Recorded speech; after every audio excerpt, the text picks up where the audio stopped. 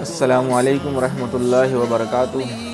آج میں تمام ان پاکستانی لوگوں سے مخاطب ہوں جو ورلڈ کپ جیت چکے ہیں، فتح حاصل کر چکے ہیں اور اپنی فتح کو فلسطین کے نام کر چکے ہیں، تو ان سے گزارش ہے کہ تھوڑی اس طرف بھی نظر ثانی کر لیں، غور و فکر کر لیں کہ جہاں اسرائیل جو ہے فلسطینی عوام پر،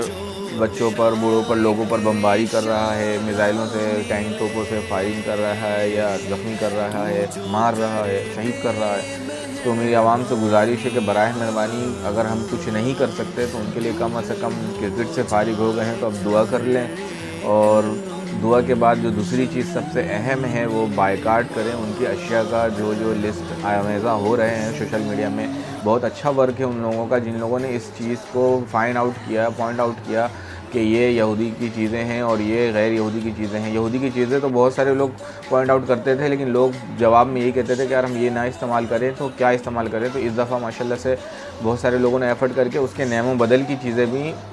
جاری کی ہیں تاکہ آپ یہ نہ استعمال کر کے یہ استعمال کر لیں۔ تو گزارش ہے کہ اس پہ نظر ثانی کریں، غور فکر کریں۔ ہاں، اگر کوالٹی میں، معیار میں کچھ کمی نظر آتی ہے تو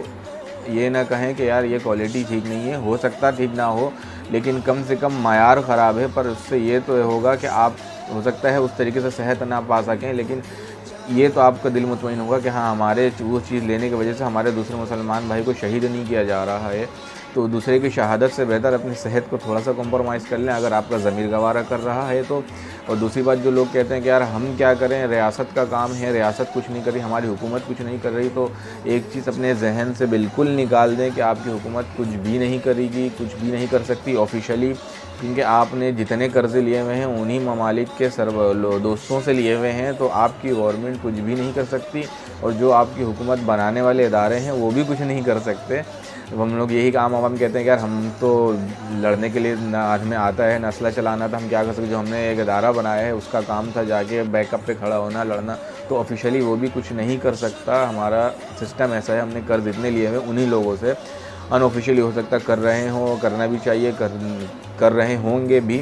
لیکن آفیشلی نہ وہ ادارے کچھ کر سکتے ہیں، نہ آپ کی حکومت کچھ کر سکتی ہے، تو ہم بھی کچھ نہیں کر سکتے۔ اگر ہم خود ذاتی طور پہ، علماء کرام بھی آج کل یہی کہہ رہے ہیں کہ اگر آپ خود چاہتے ہیں ذاتی طور پہ کہ نہیں میں جہاد کرنے جا رہا ہوں، تو آپ تو ایک ٹرین یافتہ نہیں ہیں، اور آپ جا کے بعد صرف شہادت ہی پا سکتے ہیں، کچھ مدد نہیں کر سکتے کیونکہ آپ ٹرین یافتہ نہیں ہیں۔ اور دوسری بات، اگر آپ اپنی ریاست کے اگینسٹ جائیں گے تو ریاست آپ پہ دہشت گرد ہونے کا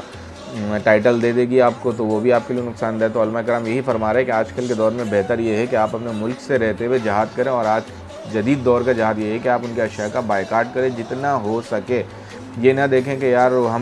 میرے ایک کرنے سے کیا ہوگا، اگر یہی 24 کروڑ عوام سوچے گی میرے ایک کرنے سے کیا ہوگا تو کچھ نہیں ہو سکتا، لیکن یہی 24 کروڑ عوام سوچے گی نہیں میں کروں گا تو پھر 24 کروڑ لوگ بائیکاٹ کر جائیں گے۔ اسی طرح پوری امت مسلمہ ہے وہ پوری بائیکاٹ کر جائے گی۔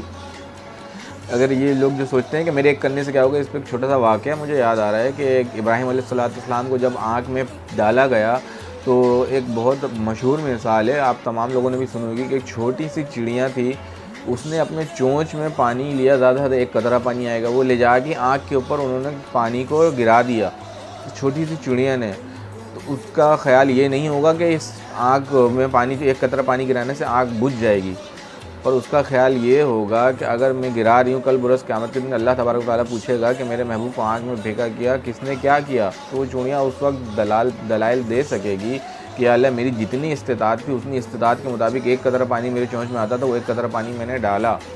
تو وہ بری الزمہ ہو جائے گی، وہ آگ نہیں بجھا سکی پر وہ اس بری الزمہ ہو جائے گی۔ تو یہی حال ہمارا بھی ہے کہ ہم جتنا ہو سکے، استطاعت ہو سکے، ہم ان کی چیزوں کا بائیکاٹ کر کے، اور اگر امداد کر سکے تو وہاں پہ امداد بھجوا کر جتنا مدد کر سکے وہ کر سکتے ہیں۔ تو براہ مہربانی اس طرف غور و فکر کریں، بظاہر اس کے کہ ہم بولے کہ ہمارے ایک کرنے سے کیا ہوگا، اور باقی جن لوگوں نے یہ لسٹیں آمیزہ کی ہیں اللہ تبارک و تعالیٰ ان کو جزائے خیر عطا فرمائے۔